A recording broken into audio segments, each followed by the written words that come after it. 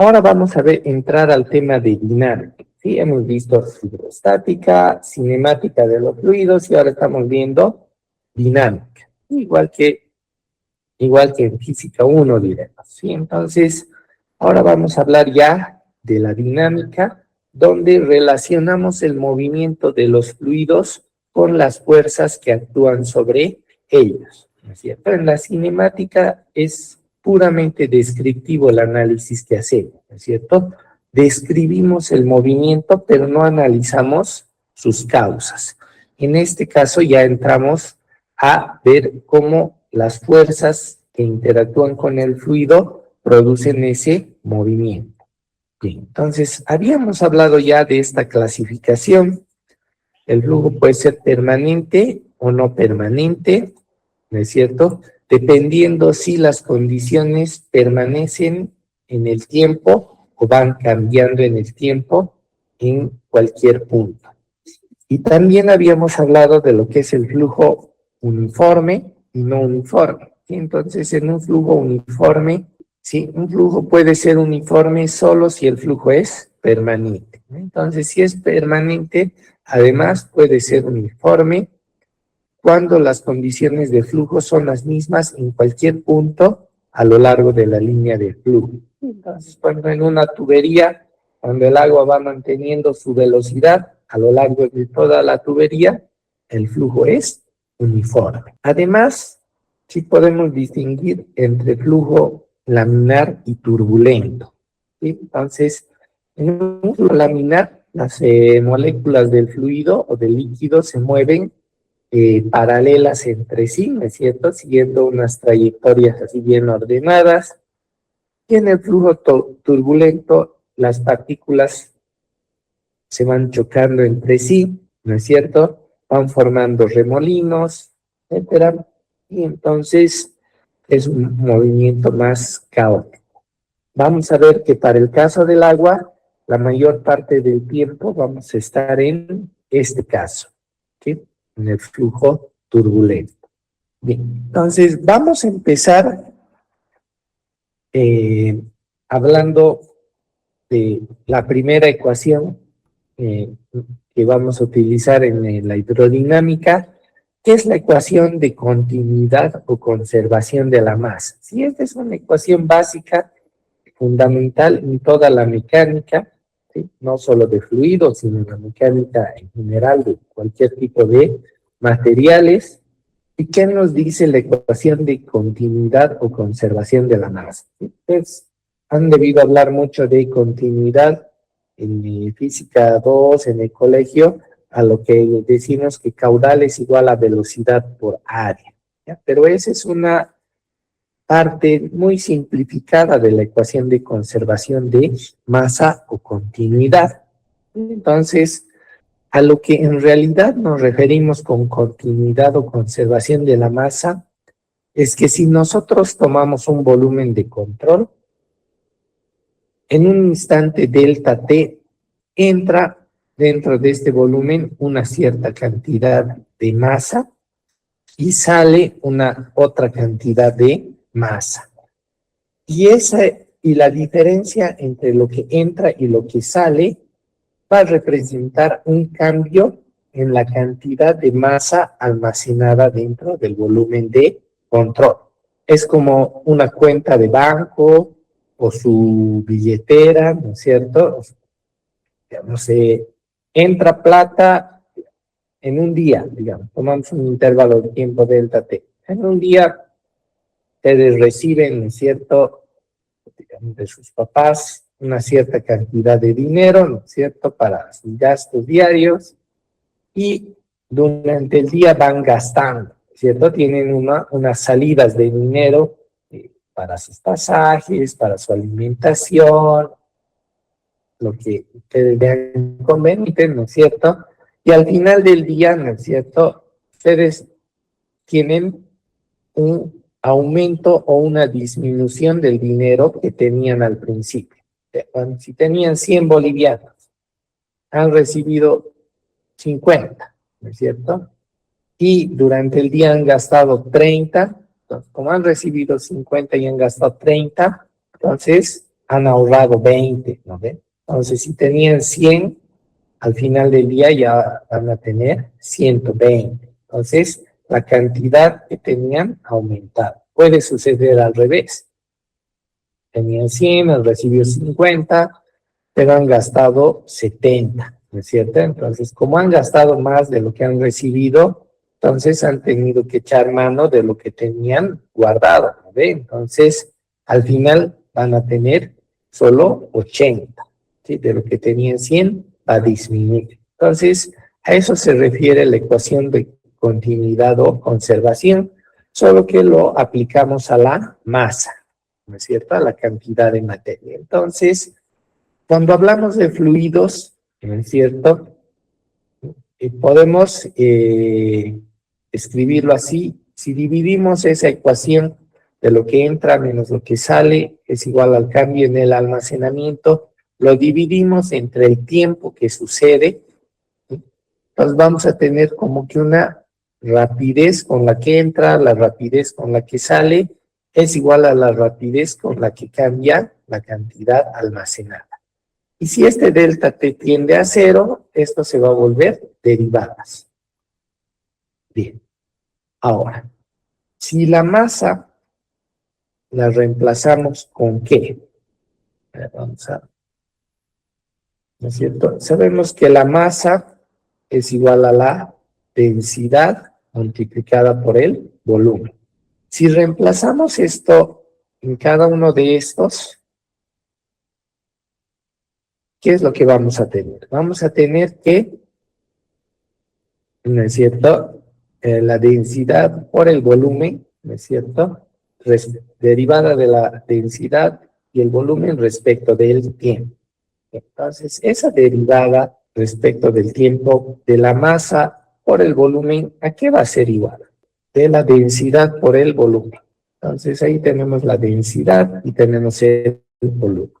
Entonces, como este es un producto, ¿no es cierto? Inicialmente esto va a ser la derivada de la densidad respecto del tiempo, multiplicada por el volumen, más, ¿no es cierto? Como es un producto, la derivada del volumen respecto del tiempo, en cambio, la rapidez con la que cambia el volumen respecto del tiempo, por la densidad. Bien, entonces, esa es la ecuación completa. Ahora, si nuestra densidad es constante, ¿cuándo hemos dicho que la densidad es constante?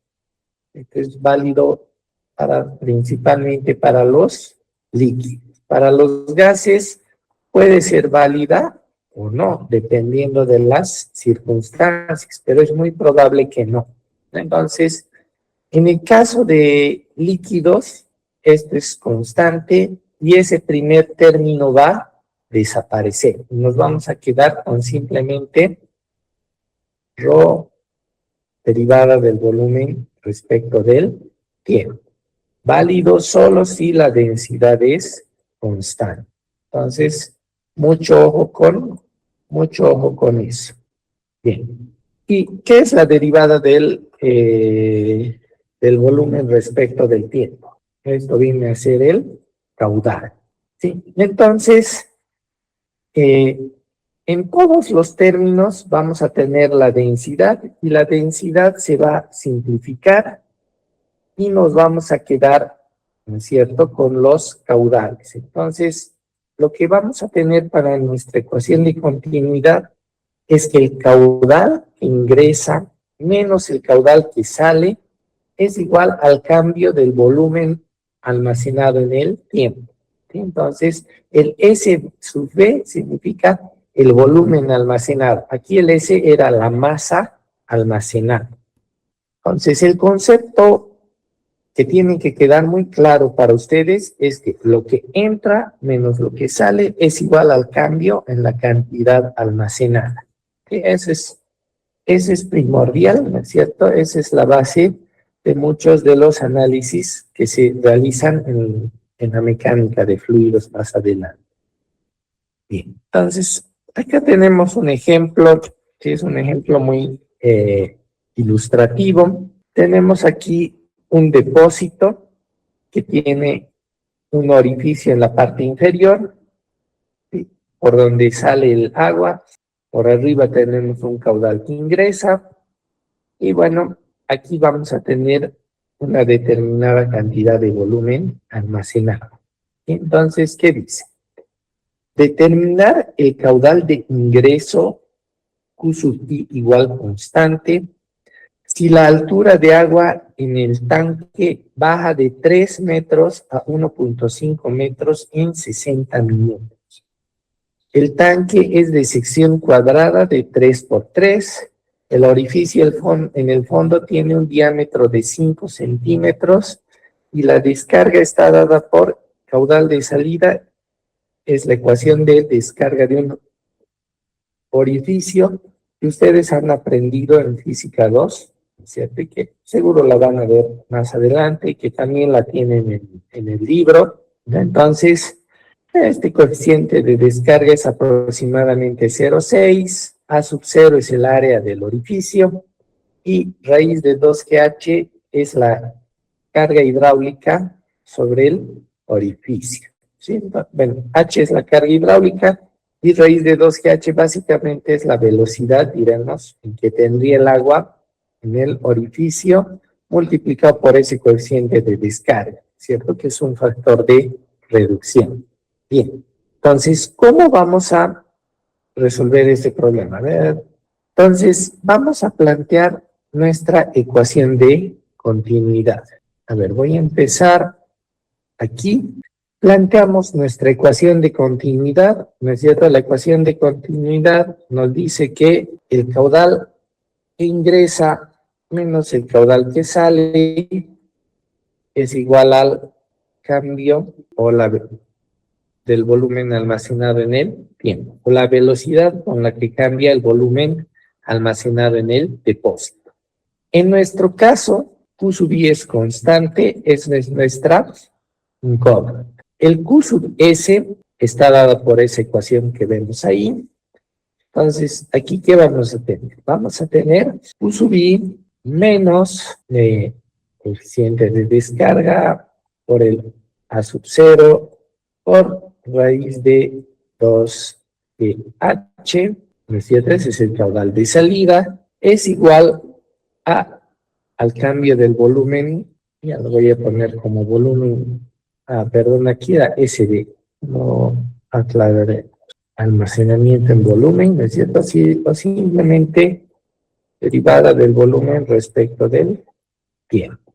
Entonces, ¿no es cierto? Este es nuestro depósito, nos han dicho que tiene sección cuadrada, ¿no es cierto? Donde mide 3 metros de un lado, 3 metros del otro lado. Entonces ahí tenemos 3 por 3, esas son sus dimensiones.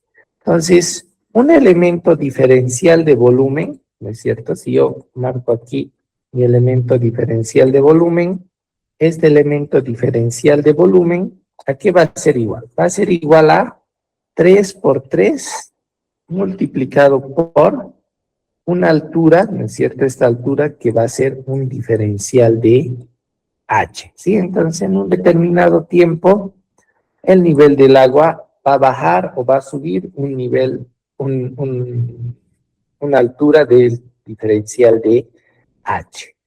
En este caso, estas dimensiones del tanque son constantes. Bien, entonces, por diferencial de H. Entonces, para fines prácticos, este diferencial de volumen va a ser igual a 9 veces diferencial de H.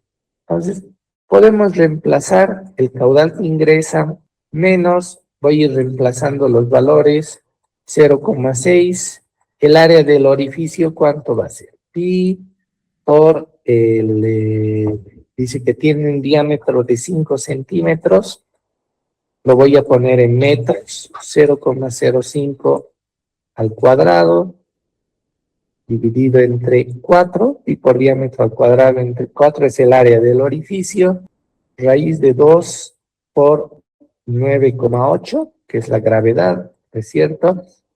Aquí lo estoy separando, fíjense, el H ya lo estoy poniendo así, elevado a 0,5, 5, no sé, va a ser más fácil seguro integrar después. Y esto va a ser igual a la derivada, el diferencial de volumen, que hemos visto que es 9 diferencial de h respecto del tiempo. Bien, encontraremos este valor constante que tenemos en el segundo término, 0,6 por pi por diámetro al cuadrante 4 por raíz de 2g. ¿Cuánto nos da eso? ¿Alguien tiene el valor? 5,22 por 10 a la menos 3. Ok, muchas gracias. 5,22 por 10 a la menos 3. Eso por h elevado a 0,5 es igual a 9 diferencial de h, derivada de h respecto del tiempo. Para poder resolver esto tenemos que integrar. Lo que nos dice es que de una altura inicial de 3 metros, ¿no es cierto? H inicial es igual a 3 metros. El agua baja hasta un H final de 1,5. ¿Qué es lo que qué es lo que podemos hacer? ¿No es cierto? Para resolver esta ecuación diferencial, ustedes seguro lo tienen mucho más fresco que yo, pero sí, lo que habría que hacer es, ¿no es cierto?, resolver esta ecuación tomando en cuenta que esto es constante. Yo lo puedo poner así, ¿no es cierto? Voy a tener diferencial del tiempo, voy a despejar, es igual a ¿qué? 9 diferencial de h dividido entre el caudal que ingresa menos 5,22 por 10 a la menos 3, h elevado a 0,5. Bien, entonces este Q sub I es constante, entonces no nos afecta. Tenemos que resolver esa integral, ¿no es cierto? Aquí podemos integrar entonces, voy a ponerlo con otro color, ¿no es cierto? Esto vamos a integrar desde un tiempo 0 hasta un tiempo, dice que el nivel baja de 3 metros a 1,5 metros en 60 minutos, ¿sí? Entonces, aquí voy a ir de 0 a 60 minutos, significa 3.600 segundos, ¿no es cierto? Vamos a siempre ser cuidadosos de manejar un solo tipo de unidades, ¿sí? Entonces, aquí, voy a poner aquí 60 minutos, es estos 3.600 segundos. Y acá, a este otro lado, igual tengo que integrar desde una altura inicial, desde h igual a 3, hasta h igual a 1,5. Bien, entonces, resolviendo eso, vamos a poder encontrar finalmente una ecuación, ¿no es cierto?, donde podamos encontrar nuestro caudal de ingreso Q sub I. Bien, entonces nos daremos 5 minutos para resolver la integral, ¿sí? Utilicen la herramienta que quieran, si lo pueden integrar manualmente, bien, si lo quieren meter a la inteligencia artificial o al programa de matemáticas, háganlo. Lo que necesitamos es obtener nuestro caudal y resolver el problema. Lo que su compañero nos está dando, vamos a anotarlo, ponemos aquí la respuesta. ¿Alguien más ha sacado el valor? ¿Están de acuerdo? Entonces ahí tenemos 0,0044 metros cúbicos por segundo. Si lo multiplicamos por 1000, vamos a tener en litros por segundo, ¿no es cierto? Estaríamos hablando de 4,4 litros por segundo. Entonces, ese es un caudal que no es el que vamos a poder sacar de un grifo, ¿no es cierto? Ser algo, una tubería, poco más grande, ¿no es cierto? Para tener ese caudal de 4.4 litros por segundo, tal vez una tubería de 3/4 de una pulgada, quizás. Entonces, para resolver esa integral, ¿no es cierto? Lo que tienen que hacer es un cambio de variable, ¿no es cierto? Simplemente todo esto de acá lo van a llamar, lo pueden llamar U, ¿no es cierto? Luego de ahí despejan H, ¿no es cierto? Y sacan la diferencial, hacen el cambio de variable y la integral ya se vuelve fácil de resolver. ¿Están de acuerdo los demás? ¿Tienen alguna duda? Bien, entonces no hay que perder de vista, ¿no es cierto? Que aquí nuestro objetivo es aplicar la ecuación de continuidad para resolver el problema. Y hay muchos temas en hidráulica, cuando en obras hidráulicas vamos a usar bastante esto para resolver diferentes tipos de problemas relacionados con las obras hidráulicas, con almacenamientos de agua, etc. Hablaremos ahora de la ecuación fundamental de la hidrodinámica. Vamos a trabajar con un flujo unidimensional, donde tenemos aquí este tubo de corriente, tenemos un punto de partida 1, donde tenemos una sección transversal A1, tenemos una velocidad 1, tenemos una altura Z1, y bueno, ese punto tiene coordenadas X1, Y1, Z1. Y tenemos una línea de trayectoria, ¿no es cierto?, que va por el eje del tubo de corriente. Llegamos a este punto 2, donde tenemos una velocidad 2 y unas coordenadas X2, Y2 y Z2. Y dentro de este tubo de corriente estamos tomando un elemento diferencial que tiene una longitud de S y tiene una sección transversal diferencial de A. Entonces, este elemento lo estoy representando aquí a la derecha. ¿Sí? Entonces, claro, mejor utilizar el resaltador. Ahí está. Entonces, este elemento es el que está acá. Sobre este elemento, ¿qué fuerzas actúan? Sí, actúan varias fuerzas. En las caras, ¿no es cierto?, axiales, diremos, o sobre perpendiculares al eje, ¿no es cierto? En estas dos caras vamos a tener una determinada presión, que multiplicada por el área nos va a definir una fuerza que actúa sobre ese elemento que se está moviendo, ¿sí? Entonces, aquí la fuerza va a ser presión por diferencial de área, y aquí vamos a tener igual presión más la variación, la derivada parcial de la presión respecto de S por diferencial de S, va a ser la presión en esta otra cara por el diferencial de área, ¿no? Esa va a ser la fuerza que va a actuar en esta otra cara.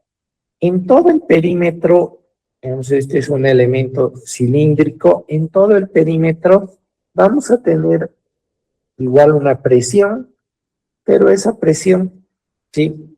Vamos a asumir que esa presión, mejor dicho, se anula, ¿sí? La presión en los costados va a ser la misma en todo el contorno y se va a anular. Y además, en todo el contorno de este elemento cilíndrico, vamos a tener fricción, porque este elemento seguramente no se mueve a la misma velocidad que los elementos vecinos. Entonces, ahí vamos a tener esa fricción sobre la cara lateral de este elemento.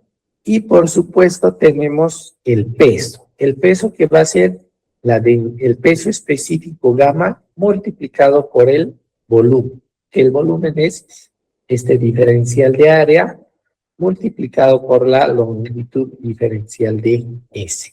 Y ese peso con la dirección del movimiento forman un ángulo, y este elemento va a tener una aceleración tangencial, que es la que queremos, que es la que vamos a analizar, ¿no? Entonces, por la segunda ley de Newton, ¿no es cierto?, sabemos que la sumatoria de fuerzas es igual a la masa por la aceleración. Entonces, eso es lo que vamos a aplicar Entonces, esta aceleración que viene a ser esta viene a ser la aceleración tangencial. Además, en otro eje podemos tener la aceleración normal, ¿cierto? En el eje normal, pero ahora solo vamos a analizar el eje tangencial. Nos vamos a concentrar en ese eje. Bien, entonces, aplicando esa sumatoria de fuerzas, ¿sí? ¿Qué vamos a tener?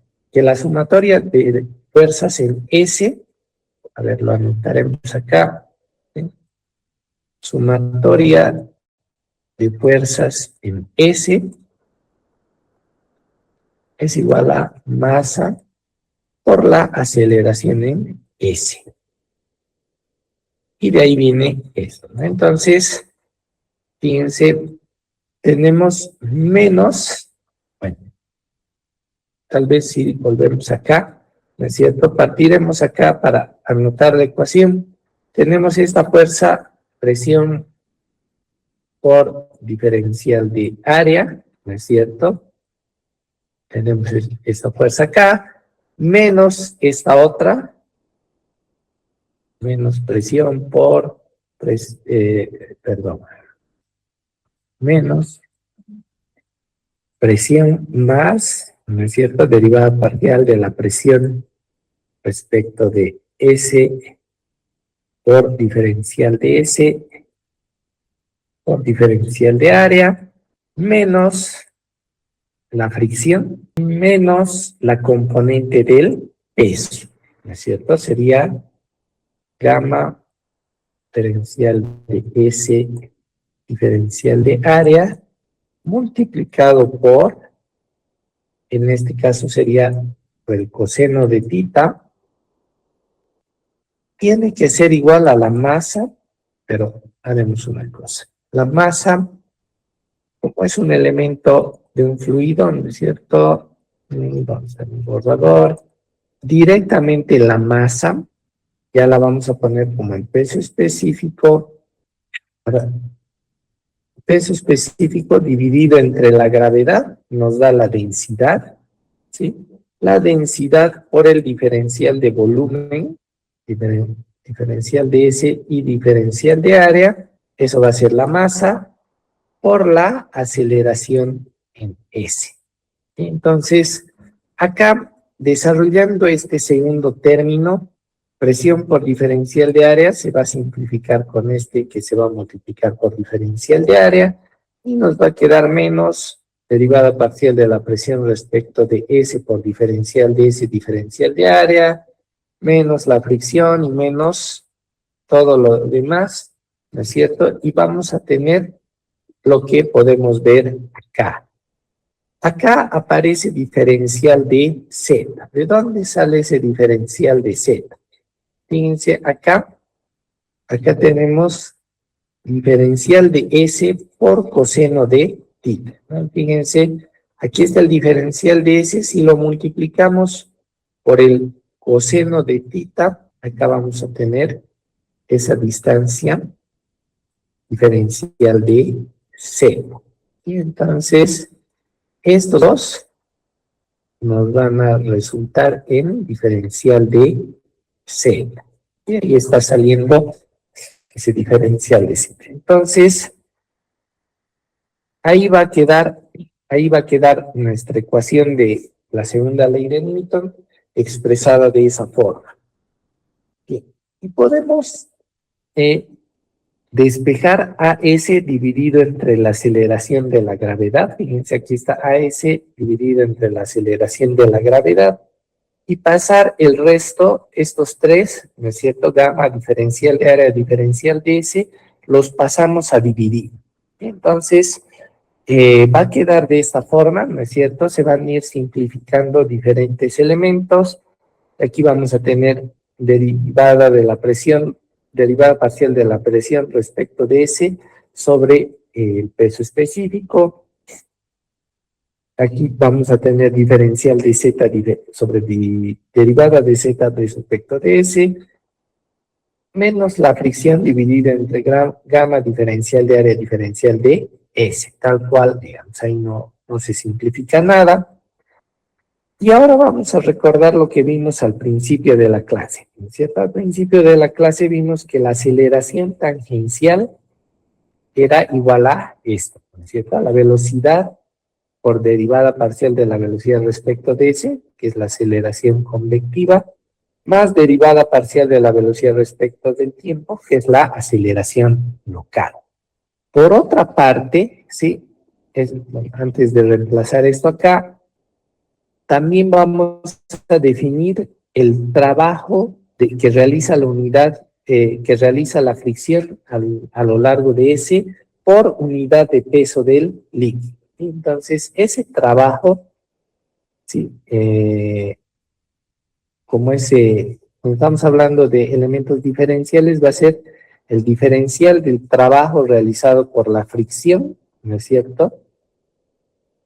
Va a ser igual a la fricción por la distancia, fuerza por distancia es trabajo, pero aquí lo estamos expresando por unidad de peso del fluido. Lo estamos dividiendo entre el peso del fluido. Fíjense, estamos justamente definiendo el significado de este término.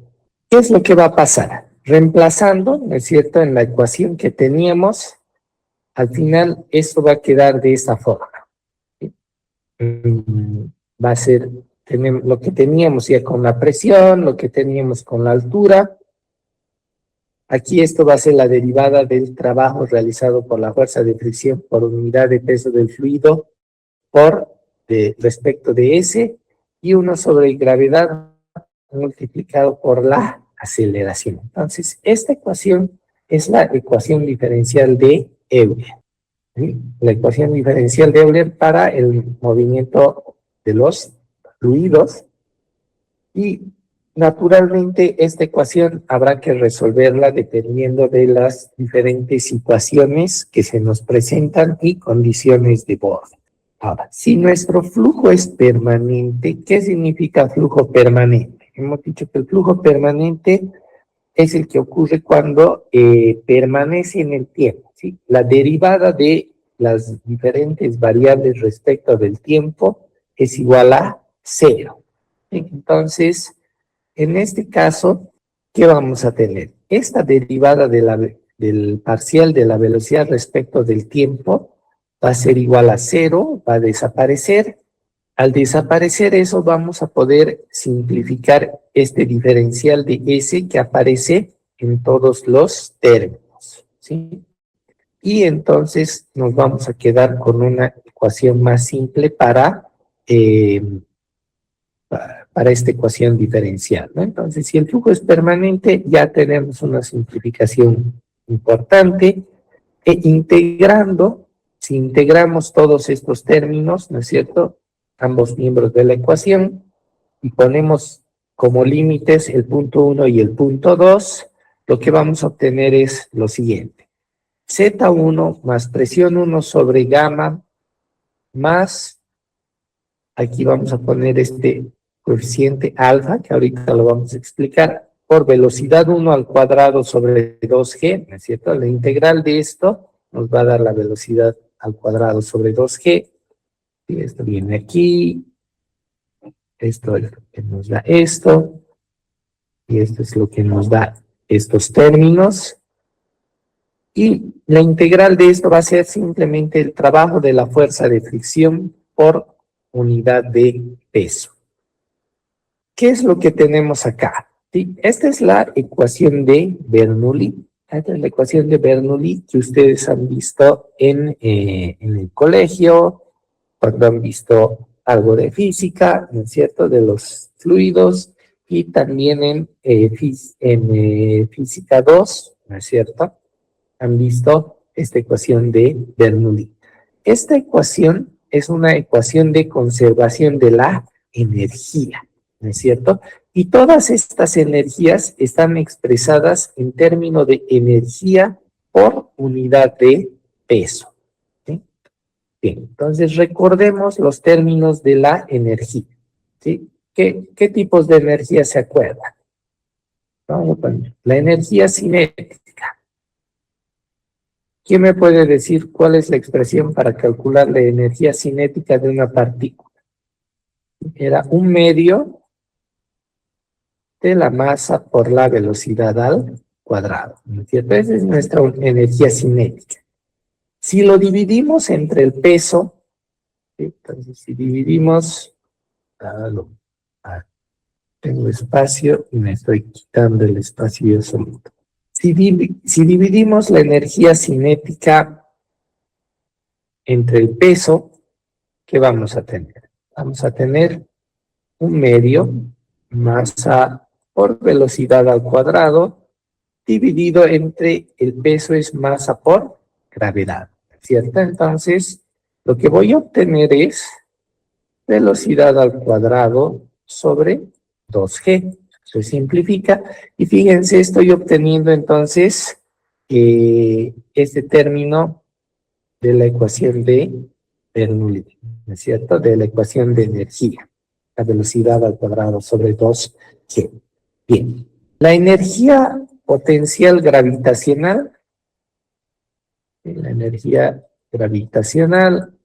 aquí era igual, era masa por gravedad por altura, ¿sí? La altura la vamos a poner como z.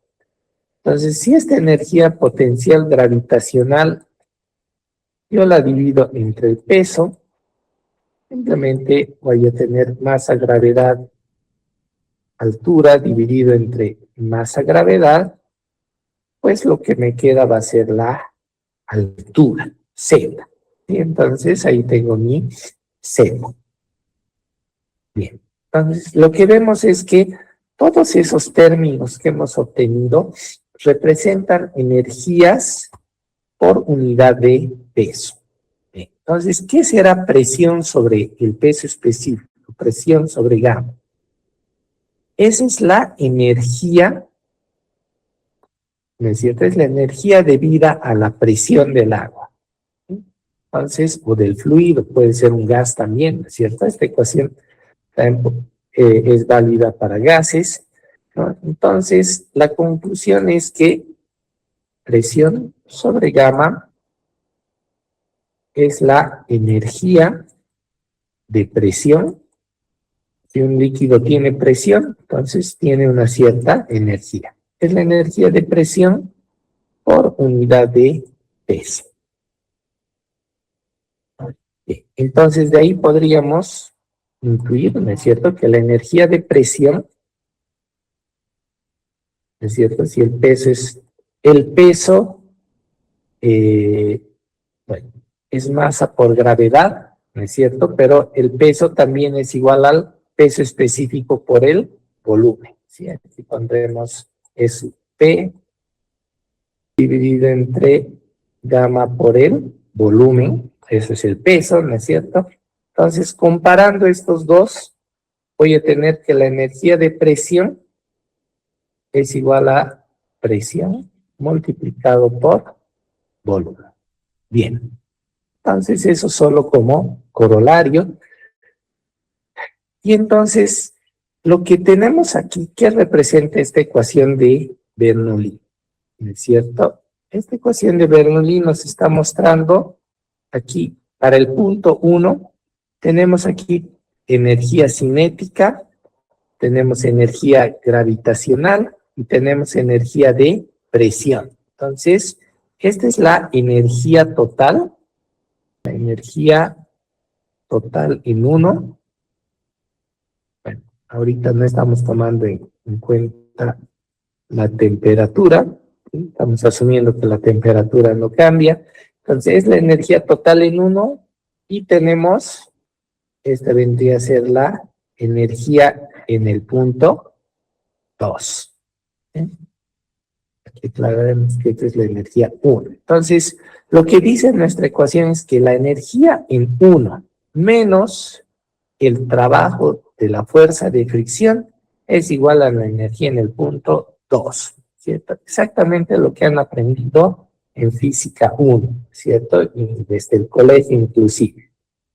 Entonces, lo anotaremos acá para terminar. Entonces, energía en 1 por unidad de peso menos el trabajo de la fuerza de fricción es igual a la energía en el punto 2. Así es. ¿Sí? Ahora, obviamente, si no hay fricción, la energía en 1 y en 2 tiene que ser igual. Si no hay pérdidas de energía, entonces el trabajo es la pérdida de energía, ¿no es cierto? Es la energía que se consume. Bien, este coeficiente alfa 1 se llama coeficiente, este coeficiente alfa en general se llama coeficiente de Coriolis y permite corregir la energía cinética cuando la velocidad a lo largo de la sección transversal no es constante, ¿ya? Para flujo turbulento, alfa es aproximadamente igual a 1. ¿Sí? Pues más o menos la velocidad en promedio termina siendo casi constante. Bien, entonces, hagamos acá un pequeño ejemplo. Dice, determinar el caudal que sale de un depósito de agua a través de una tubería de 25 milímetros de diámetro, considerando que las pérdidas de energía por fricción se pueden calcular como H fricción es igual a 40 veces la velocidad en la tubería o en el punto 2 elevada al cuadrado sobre 2G. ¿Sí? Luego, cuando veamos el siguiente capítulo, cómo se determinan las pérdidas de energía, vamos a entender de dónde está saliendo ese dato que nos está dando. Entonces, ¿qué vamos a hacer? Sí, en las diapositivas está desarrollado, pero creo que puede ser más visual si lo planteamos aquí, ¿cierto? Entonces, tomamos dos puntos, un punto 1, un punto 2, que están unidos a través de una línea de corriente.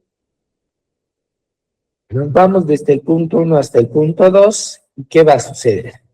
Vamos a tener que la energía en el punto 1 menos el trabajo, ¿no es cierto? O la pérdida de energía por fricción es igual a la energía en 2. Ese es nuestro punto de partida. Y entonces la energía en 1 hemos visto que es Z1 más presión 1 sobre gamma más alfa 1 velocidad 1 al cuadrado sobre 2G menos el trabajo de la fuerza de fricción que nos dice que es 40 por la velocidad 2 al cuadrado sobre 2G. Fíjense, la pérdida de energía es proporcional a la energía cinética. Va a ser igual a Z2 más presión 2 sobre gamma más alfa 2 velocidad 2 al cuadrado sobre 2G. Esa es nuestra ecuación de balance de energía. Bien. Ya tenemos planteada nuestra ecuación. Podemos aquí hacer algunas suposiciones prácticas. El fluido que está aquí moviéndose es agua. Y para el agua, normalmente el flujo es turbulento, y si el flujo es turbulento, entonces este alfa es aproximadamente igual a 1, igual a este otro. Pero además, la velocidad 1, ¿sí? Digamos, si tenemos un caudal, ¿no es cierto? Va a ser caudal sobre área. Aquí el área es grande, entonces esa velocidad 1, ¿sí? Esta nuestra velocidad 1 es pequeña, ¿no es cierto? Es aproximadamente 0, porque el área es grande. Entonces, si la velocidad aquí va a ser caudal sobre área, ¿no es cierto? Vamos a tener una velocidad pequeñita. Entonces, eso nos permite, además, simplificar este otro término. Esto va a ser aproximadamente igual a 0. Bien. La presión en el punto 1, ¿cómo es? La presión en el punto 1 es atmosférica. En este caso vamos a tener 0. Y en el punto 2, el agua está saliendo a la atmósfera. La presión 2 también va a ser igual a 0. Entonces, presión 1 es igual a presión 2. En este caso es igual a 0 porque está en contacto con la atmósfera. Entonces eso hay que tener cuidado, ¿no es cierto?, de no hacer una simplificación equivocada. En este caso, esa es la situación. Bien. ¿Alguna pregunta? Está claro que está en contacto con la atmósfera, ¿no es cierto? Tanto en el punto 1 como en el punto 2, donde está saliendo de la tubería. Bien. Entonces, eso nos permite también simplificar esto, ¿no es cierto? Esto va a ser 0 y esto también va a ser 0. Entonces, ¿qué nos va a quedar? Nuestra ecuación va a quedar como Z1 menos 40 velocidad 2 al cuadrado sobre 2G es igual a Z2 más velocidad 2 al cuadrado sobre 2G. ¿Sí? Donde Z1 sería 45, ¿no es cierto? Aquí tendríamos, ya le pondremos, este es 45, y Z2 es 35. Entonces, fíjense, nuestra única incógnita aquí es la velocidad. ¿Sí? Entonces, si calculamos la velocidad, ¿cuánto nos da? Aquí vamos a obtener que la velocidad 2 es igual a 2,19 sale. perfecto, muchas gracias. 2,19 metros por segundo. ¿No? Bien. Y entonces el caudal que sale, ¿no es cierto? ¿Cuál va a ser el caudal que sale? El caudal va a ser igual a la velocidad 2 por el área 2, ¿no es cierto? Va a ser igual a ¿qué? Va a ser igual a 2,19 metros por segundo multiplicado por, dice que la tubería tiene un diámetro de 25 milímetros. Entonces, pi por 0,025 metros elevado al cuadrado dividido entre 4. Y con eso vamos a obtener nuestro caudal. 1,08 por 10 a la menos 3. Muchas gracias. 1,08 por 10 a la menos 3 metros cúbicos por segundo. Que multiplicado por 1000 nos va a dar 1,08 litros por segundo. Bien, entonces, ahí lo tienen igual en las diapositivas, la ecuación, las suposiciones o los valores observados en cada punto y llegamos a la ecuación y tenemos ahí el resultado. Bueno, nosotros lo hemos redondeado a 1,08, aquí está 1,075, ¿no es cierto? Ahí no hay diferencia. Muy bien, entonces, en este ejemplo que hemos desarrollado, hemos hecho una suposición, ¿sí?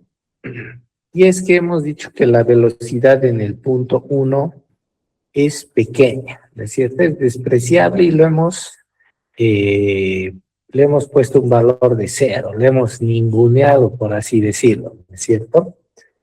Pero en la realidad, a medida que el agua va saliendo del depósito, el nivel de agua va a ir bajando, por lo tanto, sí existe una velocidad, ¿no es cierto? No es 0, puede que sea pequeña, pero no es 0. ¿Qué pasa si tomamos en cuenta esa velocidad? ¿Qué diferencia vamos a tener? Básicamente, este término ya no va a ser 0, ¿no es cierto? Y tendríamos que volver a resolver, ¿no? Entonces, veremos cómo tendríamos que encarar esa situación, ¿sí? Bien, entonces, tal vez aquí es donde va a ser más fácil. Voy a ponerlo. Fíjense cómo va a estar la ecuación. Voy a tener 45, ¿no es cierto? Ahora, este primer 0, la presión sigue siendo 0, pero sí le vamos a poner ahí más la velocidad 1 al cuadrado sobre 2G, menos este 40, velocidad 2 al cuadrado sobre 2G, va a ser igual a 35 más, ¿no es cierto?, velocidad 2 al cuadrado sobre 2G. Esa va a ser la ecuación, donde ahora tenemos velocidad 1 y velocidad 2. Tenemos dos incógnitas, ¿no?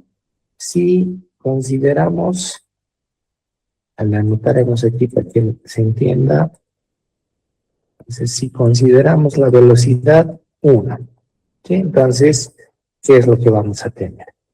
Bien. Entonces, ¿cómo relacionamos la velocidad 2 y la velocidad 1? ¿No es cierto? Básicamente vamos a utilizar nuestra ecuación de continuidad.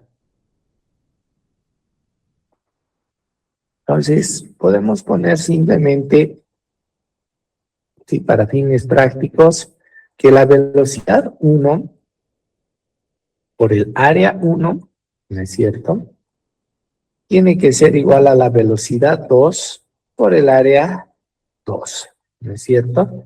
Ya tenemos como que un caudal con el que está, vamos aquí, tenemos el dispositivo y tenemos el caudal de salida y aquí el agua se está moviendo con esa velocidad 2 multiplicado por el área 2, ¿no es cierto? Entonces, este va a representar la disminución del almacenamiento, la velocidad, la rapidez con la que disminuye el almacenado, y el otro representa el caudal de salida. Perdón, este es el 1. ¿Sí? Entonces, velocidad 1, área 1, representa la velocidad con la que cambia el almacenamiento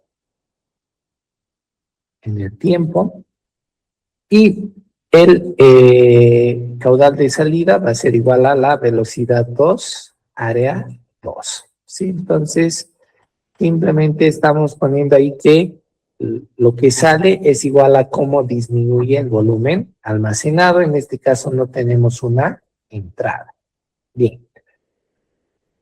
Entonces, en ambos casos, ¿no es cierto?, esto va a ser igual al caudal, a ese caudal de salida Q que queremos encontrar, ¿no es cierto? Entonces, simplemente de ahí vamos a tener que la velocidad 1 va a ser igual al caudal entre el área 1, y lo mismo vamos a tener para la velocidad 2. La velocidad 2 va a ser igual al caudal dividido entre el área 2. ¿Sí? Bien, en el caso del área 1, necesitaríamos conocer las dimensiones del depósito. ¿Sí? Entonces, supongamos que nuestro depósito tiene unas dimensiones de 3 metros por 3 metros, igual que en un ejemplo anterior, ¿sí? Entonces, el área 1 va a ser 9 metros cuadrados. Entonces, la velocidad 1 va a ser igual al caudal dividido entre 9 metros cuadrados. Y la velocidad 2 va a ser igual al caudal dividido entre el área de la tubería, que es pi por diámetro al cuadrado entre 4. Lo voy a anotar así, va a ser caudal entre pi por el diámetro 2 al cuadrado, y el 4 va a venir a multiplicar acá arriba.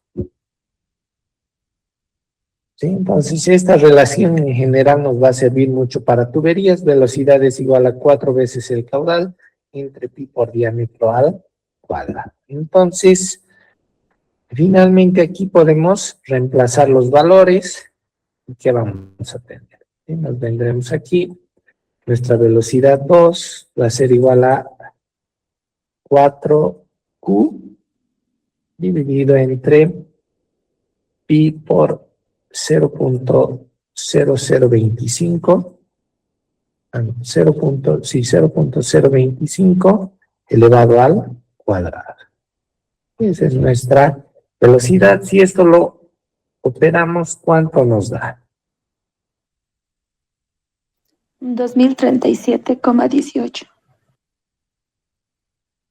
2037,18, ¿sí?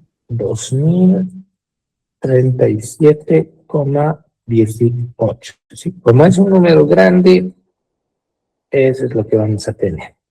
Muy bien, entonces ya podemos, ¿no es cierto?, reemplazar eso en la ecuación. ¿Sí? Entonces, ¿qué vamos a tener en la ecuación? Vamos a tener 45 más la velocidad 1. La velocidad 1 es Q sobre 9. Entonces, aquí tendríamos Q al cuadrado sobre 2 por G por 9 elevado al cuadrado. ¿Sí? La gravedad ya lo reemplazamos, lo pondremos de una vez. Ahí tendríamos 2 por 9,8 por 9 al cuadrado. ¿Sí? Ese sería nuestro término. Menos 40. La velocidad 2 al cuadrado. ¿Sí? Entonces, la velocidad 2 al cuadrado va a ser 2037,18 al cuadrado, Q cuadrado, dividido entre 2 por 9,8, entre 2G. ¿Sí? Es igual a 35 más, otra vez, velocidad 2 al cuadrado sobre 2G sería 2037,18 al cuadrado, Q cuadrado, dividido entre 2 por 9,8. Bien, entonces, como pueden ver, al relacionar las velocidades a través de la continuidad, reducimos el problema a una sola incógnita, ¿no es cierto? Entonces, esa es nuestra segunda ecuación para completar el sistema de ecuaciones. Y entonces ahora nuestra única incógnita es Q cuadrado. Entonces, si lo pueden calcular el Q cuadrado, ¿no es cierto?, nos debería dar quizás un valor muy parecido a este 1,075. Debería ser muy, pero muy parecido. 1,073 por 10 a la menos 3. Perfecto, gracias. 1,073 por 10 a la menos 3 metros cúbicos por segundo. ¿Qué vendría a ser 1,073 litros por segundo? Bien, entonces, como podemos ver, ambos resultados son muy parecidos, ¿sí? Esa es la diferencia de la simplificación que se ha realizado. Entonces, ahí ya depende, ¿no es cierto? Ahí depende de cada persona de si quiere hacer la simplificación o no. En este caso, realmente podemos ver que la diferencia es muy pequeña, ¿no es cierto? Estamos hablando de una diferencia de ni 1% en ambos resultados. ¿Tienen alguna pregunta? Bien. Ah, miren, ahí tenía la de la solución sin despreciar. Y este es el resultado, no, este es el resultado. Le voy a aumentar. Bien, entonces ya hemos visto dos ecuaciones importantes en este tema de la dinámica de fluidos. ¿Sí? Hemos visto la ecuación de continuidad, la ecuación fundamental o ecuación de balance de energía, que también se conoce como ecuación de Bernoulli. Y ahora vamos a ver la ecuación de cantidad de movimiento. ¿Sí? Bien. ¿Se acuerdan de la cantidad de movimiento en física? ¿Cómo era la cantidad de movimiento? La cantidad de movimiento la designábamos con la letra P, ¿no es cierto? Era una cantidad vectorial y era igual al producto de la masa por la velocidad. ¿Se acuerdan? Y ahí teníamos los choques y la conservación de la cantidad de movimiento, etcétera. ¿Sí? ¿Se acuerdan? Bueno, entonces vamos a partir del mismo diagrama que teníamos para el análisis anterior. También vamos a partir de la ecuación de la segunda ley de Newton, ¿no es cierto? Pero esta vez vamos a recordar que la segunda ley de Newton también se puede expresar como que la suma de las fuerzas generan un cambio en la cantidad de movimiento. Entonces, el sumatorio de fuerzas es igual a la derivada de la cantidad de movimiento, masa por velocidad, respecto del tiempo. Espero que sí se acuerden de eso. Y obviamente, en esta ecuación, ¿no es cierto? Al hacer la derivada del producto, vamos a tener la derivada de la masa respecto del tiempo por la velocidad, más la masa por la derivada de la velocidad respecto del tiempo. ¿Sí? Bien. Entonces, al analizar esto, vamos a tener que aplicar igual, ¿no es cierto? Esta derivada de la masa de la velocidad respecto del tiempo, como la velocidad es un vector, igual vamos a tener que aplicar, ¿no es cierto?, nuestra aceleración tangencial que teníamos, que hemos determinado para movimiento en una dirección, y después de todo el análisis se llega a esto, ¿sí? Se llega a que la sumatoria de fuerzas es igual a este término, ¿no? Entonces, si a estos dos términos,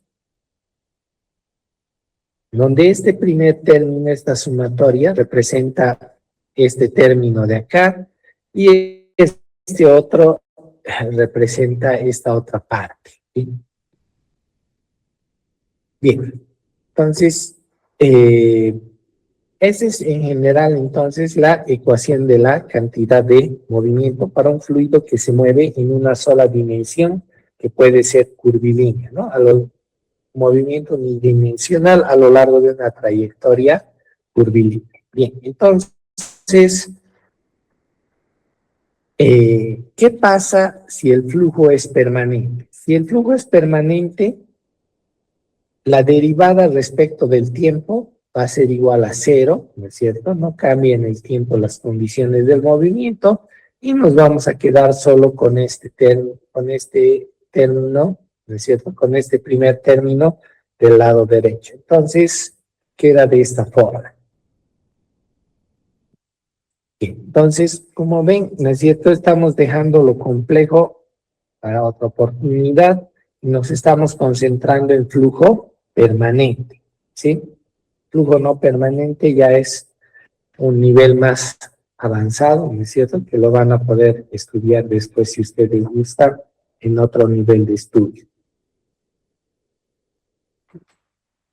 Bien, ¿y qué tenemos aquí? Tenemos la densidad, tenemos el caudal,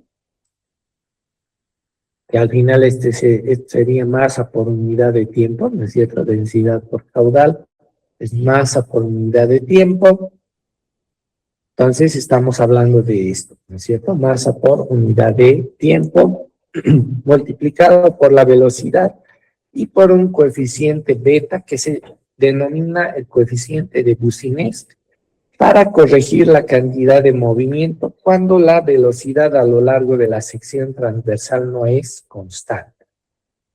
Bien, igual que para el coeficiente de Coriolis alfa, ¿no es cierto? Para flujo turbulento se puede asumir que beta es igual a 1. Ya, entonces, en esta sumatoria, en la del lado derecho, hay que tener cuidado con el signo, ¿sí? Primero, tiene que tener un signo según la dirección y sentido de la velocidad, ¿ya? Pero además se le afecta por un signo en función de si el caudal entra o sale del volumen de control. Entonces, si sale del volumen de control, se le afecta con un signo positivo, o sea, se multiplica por +1, y si entra al volumen de control, entonces se le afecta con un -1, ¿sí? Con un signo negativo. Entonces, este último párrafo es muy importante, ¿no es cierto?, para que nuestras ecuaciones estén adecuadamente escritas. Bien, entonces como pueden ver, aquí van a aparecer las fuerzas. Entonces, lo que nos va a permitir esta ecuación de la cantidad de movimiento es determinar las fuerzas que actúan sobre el fluido y las fuerzas que el fluido ejerce sobre su contorno. ¿Sí? Por ejemplo, si tenemos un cambio de dirección en la tubería o en el canal, nos va a permitir calcular la fuerza que el flujo ejerce sobre ¿no es cierto?, sobre ese elemento debido a los cambios de dirección que se producen, etcétera. ¿Sí? Bien, entonces acaban de encontrar una aclaración sobre los coeficientes de Coriolis alfa y sobre el coeficiente de Boussinesq beta y una relación aproximada entre ambos, ¿ya? De todos modos, para el agua, como hemos dicho más antes, ¿no es cierto?, normalmente el flujo es turbulento y alfa y beta se asumen iguales a 1. Y son muy parecidos, son muy próximos a 1. Bien, entonces, por ejemplo, veremos entonces una aplicación de esto, ¿no es cierto?, de la ecuación de cantidad de movimiento. Nos pide determinar la fuerza ejercida por un chorro horizontal de agua de 8 litros por segundo y 10 centímetros de diámetro contra una placa que tiene un ángulo de inclinación de 60 grados y determinar también los caudales Q1 y Q2. ¿Ya? El movimiento está confinado al plano de la figura y la fricción entre el líquido y la placa es despreciable. Sí, eso es lo que nos dicen con relación al flujo. Entonces, lo que nos está diciendo es que este chorro aquí al impactar sobre la placa no puede desviarse hacia la izquierda y a la derecha, solo hacia arriba y hacia abajo. Digamos que esta placa tiene unas paredes laterales que no van a permitir que el chorro se desvíe hacia los otros lados en 3 dimensiones, sino solo va a haber movimiento en 2 dimensiones. ¿Sí? Entonces, ¿qué es lo que hacemos?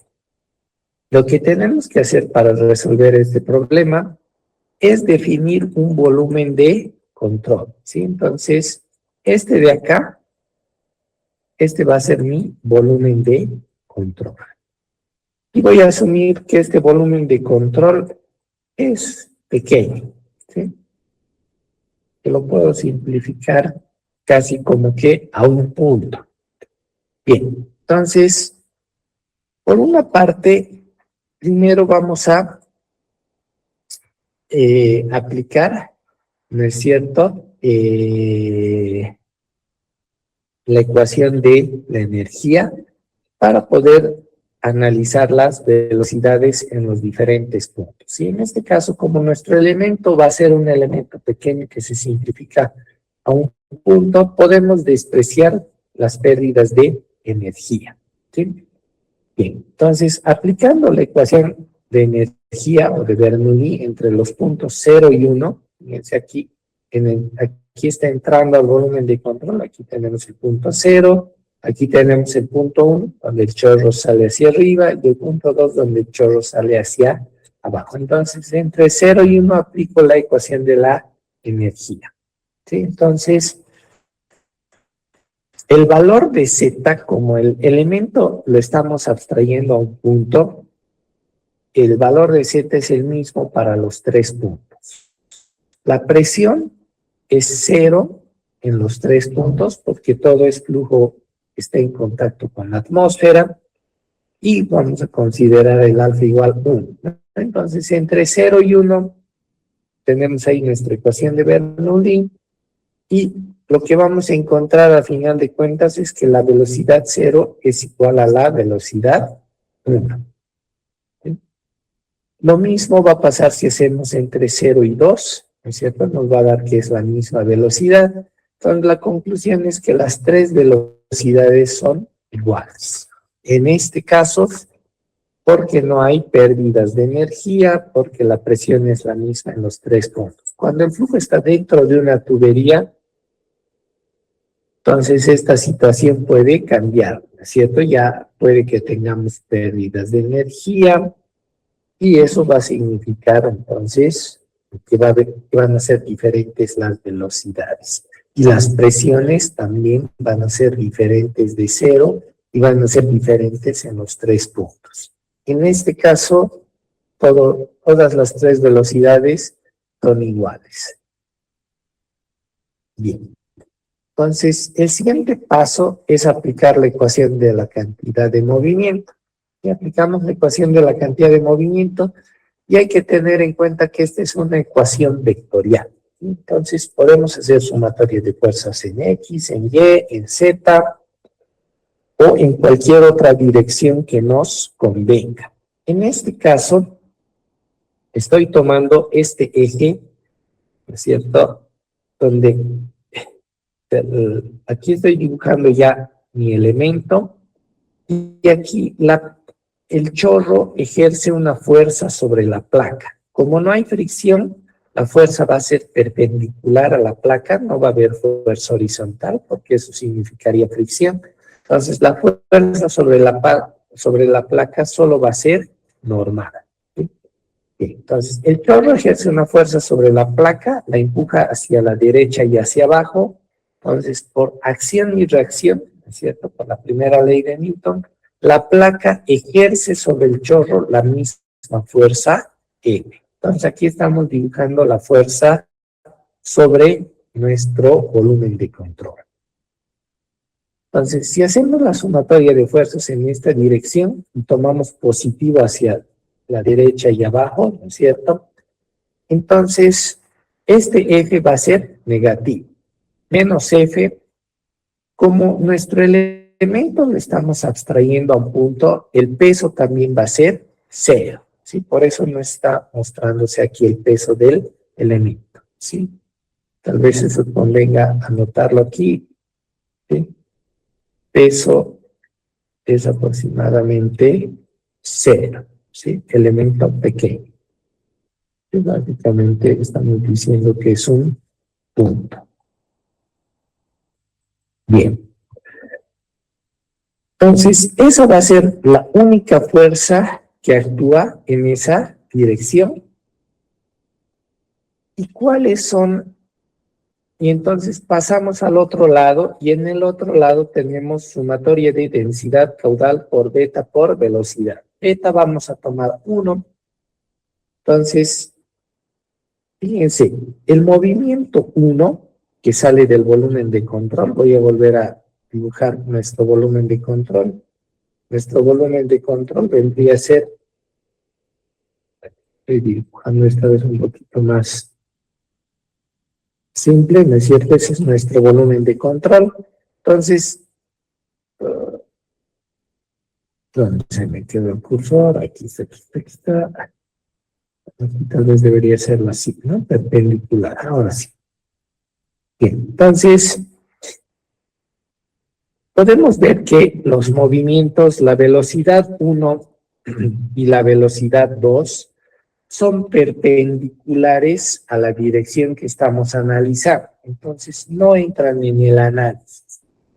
La velocidad 0 sí entra en nuestro análisis porque tiene una componente, ¿no es cierto?, sobre nuestro eje y otra componente perpendicular. Entonces, la que entra es la componente en nuestra dirección de análisis, ¿no? Entonces, vamos a tener densidad ρ, el caudal Q sub 0, que es el que tenemos acá entrando, por la velocidad sub 0 y por el coseno de 30. ¿Sí? Ahora, su dirección, de acuerdo a la dirección positiva que hemos elegido, es positiva. Pero además habíamos dicho que tenemos que fijarnos en esto, en este último párrafo. Además, hay que afectar cada término con un signo positivo cuando el caudal sale y negativo cuando entra. Entonces, en este caso, está entrando este Q sub 0, B sub 0, está entrando al volumen de control. Entonces, por eso se afecta por un signo negativo, se multiplica por menos 1. Entonces, como era positivo y por menos, se va a volver menos. Bien, y entonces de acá ya obtenemos que la fuerza es igual a la densidad. Fíjense, el caudal, la velocidad, lo estamos poniendo como caudal sobre área. Entonces va a quedar caudal al cuadrado sobre área. Entonces, ρ, caudal al cuadrado sobre área por coseno de 30. Entonces, la densidad del agua es 1000 kilogramos por metro cúbico. El caudal nos dice que es 8 litros por segundo, sería 0.08 metros cúbicos por segundo, elevado al cuadrado, dividido entre el área, que es pi por, dice que el chorro tiene un diámetro de 10 centímetros. Entonces, pi por 0,10 al cuadrado sobre 4. Y todo por coseno de 30. Entonces, obtenemos que la fuerza F ejercida por la placa sobre el chorro es de 7.057 newtons, ¿no? Si aquí analizamos las unidades, esto nos va a dar en newtons, no en kilonewtons. Y, bueno, naturalmente por acción y reacción, entonces la fuerza que el chorro ejerce sobre la placa, en sentido contrario, ¿no es cierto?, va a empujar a la placa con esa misma fuerza. Si hacemos el análisis en la otra dirección, también podemos aplicar esa sumatoria de fuerzas, ¿sí? Entonces, como el peso es despreciable y esta otra fuerza está en otro eje perpendicular, no entra en la ecuación, ¿cierto? Entonces, en la otra dirección, la sumatoria de fuerzas va a ser 0 y solo vamos a tener esta componente. Entonces, vamos a tener 0 y vamos a tener la componente de este flujo, ¿no es cierto? Rho caudal sub 0, velocidad sub 0, pero por el seno de 30, ¿no es cierto? Y va a ser positivo. Estamos asumiendo que nuestra dirección positiva, ¿no es cierto? Estamos asumiendo que esa es la dirección positiva de análisis. Entonces, tenemos ρ Q sub 0 seno de 30 por velocidad sub 0, Y como está entrando al volumen de control, multiplicamos por menos 1. Luego, tenemos caudal 1, velocidad 1, ¿no es cierto? Rho, caudal 1, velocidad 1, está en la dirección del análisis, no necesita descomposición, y como está saliendo del volumen de control, se mantiene el signo positivo. Y tenemos acá este otro, ¿sí? Que su signo es negativo, porque está en contrario a nuestro eje, menos rho Q2 velocidad 2, y como está saliendo, lo multiplicamos por más 1, entonces no cambia el signo.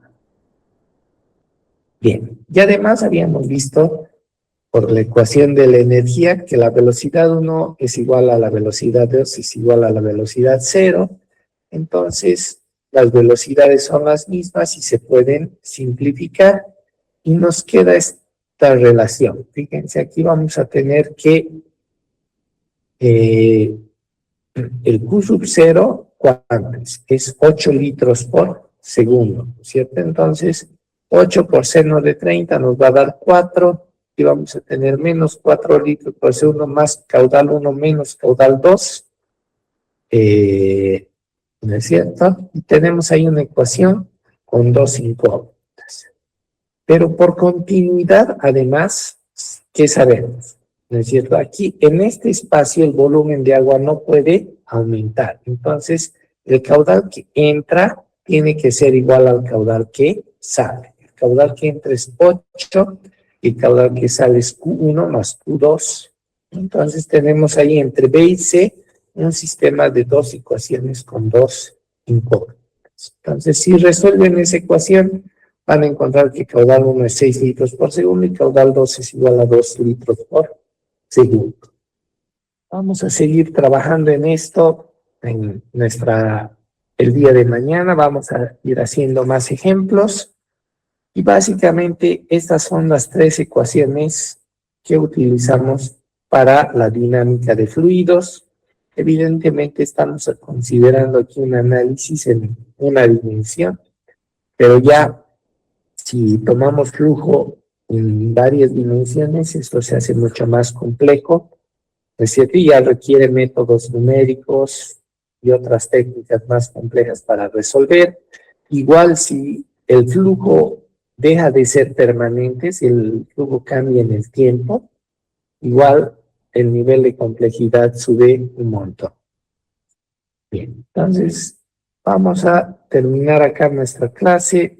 A continuación tenemos otros ejemplos, otros conceptos que vamos a analizar, ¿sí? Todavía tenemos una parte más de este capítulo para ir trabajando.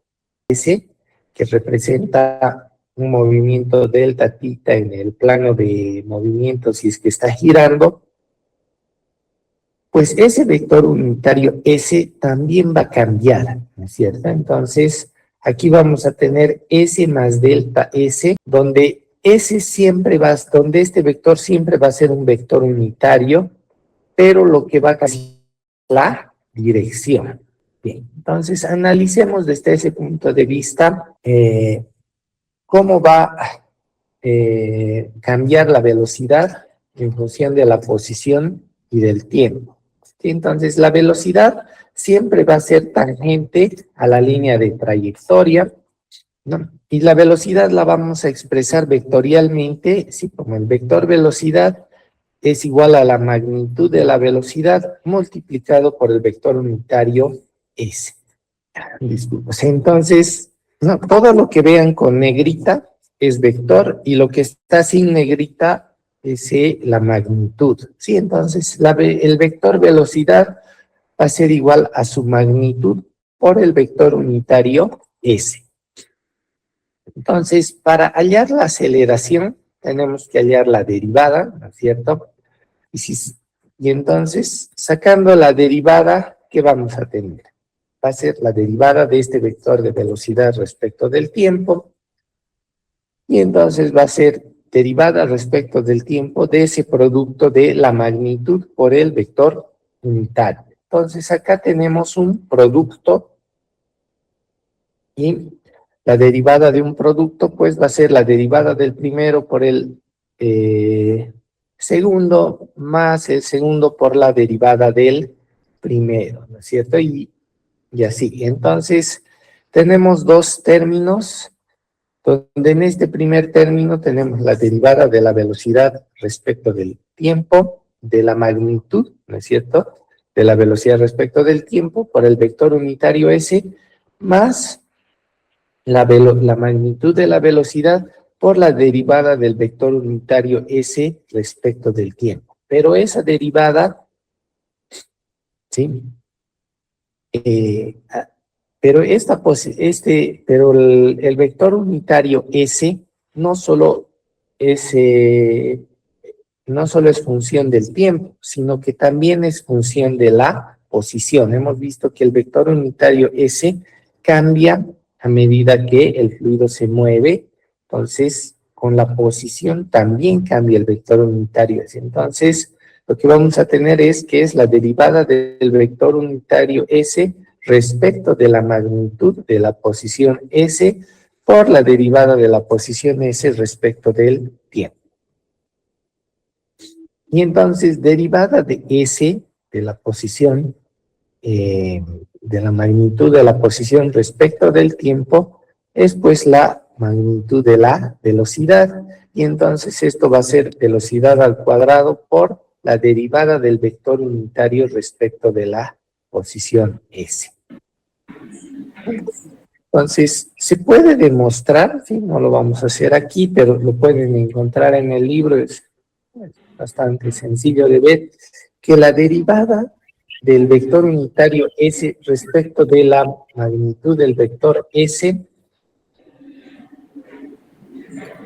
es justamente lo que ven ahí, ¿no es cierto? Es la inversa del radio de curvatura con signo negativo multiplicado por el vector unitario normal. Es decir, que está dirigida hacia el centro de curvatura. Luego, nuestra aceleración queda de la siguiente forma.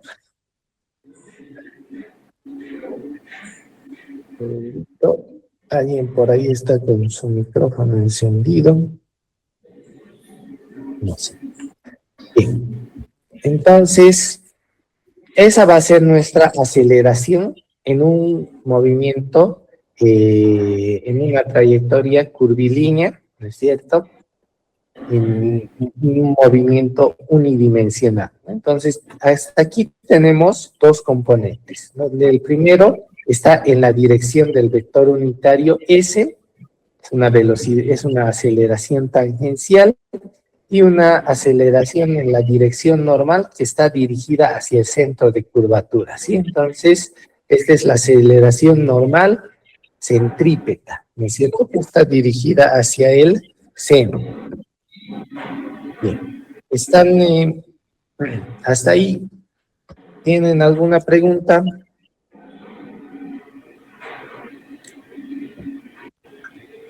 Bien, entonces, lo más importante va a ser que ustedes puedan entender, ¿no es cierto?, que la aceleración en un movimiento unidireccional tiene dos componentes, una componente normal y una componente tangencial. Y lo que podemos ver es que no tenemos aceleración en la dirección binormal, ¿no es cierto? Eso es también importante de ver. Bien, entonces, ¿qué pasa con la aceleración tangencial? La aceleración tangencial es la magnitud A sub S que va multiplicada por el vector unitario S, es la derivada de la magnitud de la velocidad respecto del tiempo. Pero como hemos visto, igual para tres dimensiones, la velocidad es función de la posición también y también del tiempo. Entonces vamos a tener derivada parcial de la velocidad respecto de S o la derivada de S respecto del tiempo más la derivada parcial de la velocidad respecto del tiempo. Esa va a ser nuestra aceleración tangencial, ¿sí? Entonces, esta nuestra aceleración tangencial tiene dos componentes. Tiene esa componente convectiva, que sería esta primera, ¿no es cierto? Una aceleración convectiva, y una aceleración local, igual que teníamos para el caso de 3 dimensiones. La aceleración normal simplemente es la magnitud de la velocidad al cuadrado sobre el radio, que es lo que ustedes han aprendido en movimiento circular, ¿no es cierto?, cuando veían cinemática, y la aceleración binormal entonces va a ser igual a 0. Digamos, esta es la parte, digamos, a recordar, ¿sí? Después habíamos hablado de que tenemos en el movimiento, ¿no es cierto?, de los fluidos, lo que se llaman las líneas de corriente. Y entonces, vamos a ver esto rápidamente, y solo como conocimiento general, y que lo tienen en el libro también, lo que es la ecuación diferencial de la línea de corriente, ¿no?, y la función de corriente. En general, la línea de corriente, ¿no es cierto?, que representa más o menos un movimiento curvilíneo, unidimensional, las líneas de corriente son siempre tangentes al campo de velocidad. Por lo tanto, el diferencial de S, ¿no es cierto?, el diferencial del desplazamiento, se puede decir que es igual a la velocidad por la diferencial del tiempo, ¿no es cierto?, despejando de la definición de velocidad, ¿no es cierto? La velocidad es derivada de la posición respecto del tiempo, entonces ahí podemos despejar. Y luego, si lo dividimos la posición S en sus componentes X, Y y Z, esto se va a volver de esa forma. Diferencial de X es igual a velocidad de X diferencial del tiempo, diferencial de Y es velocidad de Y por diferencial de tiempo, y lo mismo con Z. Y entonces, lo que vamos a tener es que para un instante cualquiera, ¿no es cierto?, si despejamos el diferencial de tiempo, vamos a tener diferencial de X sobre velocidad de X, o diferencial de Y sobre velocidad Y. Entonces, esos tienen que ser iguales, ¿no es cierto?, porque todos representan el diferencial de tiempo. Entonces, esa es la ecuación diferencial de la línea de corriente, ¿sí? En el caso de 3 dimensiones, vamos a tener tres ecuaciones. El primero con el segundo, el primero con el tercero, y el segundo con el tercero. Y si trabajamos en 2 dimensiones, esto se va a simplificar ahí como se ve a una sola ecuación, donde tenemos que diferencial de X sobre velocidad de X es igual a diferencial de Y sobre velocidad de Y. Entonces, en un movimiento en 2 dimensiones, esta es la ecuación diferencial de la línea de corriente. Y va a ser la misma, y va a ser una sola ecuación. ¿Sí? Para 3 dimensiones vamos a tener 3 ecuaciones diferenciales, como les indicaba un momento. Bien, entonces, resolviendo esta ecuación diferencial, vamos a poder determinar una función de corriente chi, de tal forma que esta función chi va a ser constante a lo largo de una línea de corriente. ¿Sí? Entonces, si derivamos esta función a lo largo de la línea de corriente, entonces vamos a tener que esa derivada va a ser igual a 0, ¿no? La derivada parcial de chi respecto de x por diferencial de x, más la derivada parcial de chi respecto de y por diferencial de y va a ser igual a 0, siempre y cuando nos movamos sobre la línea de corriente. Entonces, reordenando esto, esta ecuación de la función de corriente, pues vamos a tener esta expresión, ¿cierto? De diferencial de x sobre derivada parcial de chi respecto de y es igual a derivada diferencial de y sobre menos la derivada parcial de chi respecto de x. Entonces, si comparamos esto con esto de acá, lo que vamos a obtener es que la velocidad x es la derivada parcial de la función de corriente respecto de y la velocidad en y es menos la derivada parcial de la función de corriente respecto de x. Entonces, si tenemos dos líneas de corriente, aquí la función de corriente va a tener un valor constante y aquí la otra línea de corriente va a tener un valor de función de corriente más un diferencial, ¿no es cierto?, en función de la separación que tengamos entre ambas líneas de corriente. No vamos a entrar en más detalles sobre esto, ¿sí? Entonces con esto cerramos ya este tema de cinemática de los fluidos. Voy a cerrar esta presentación. Nos vamos a venir a nuestro tema número 7.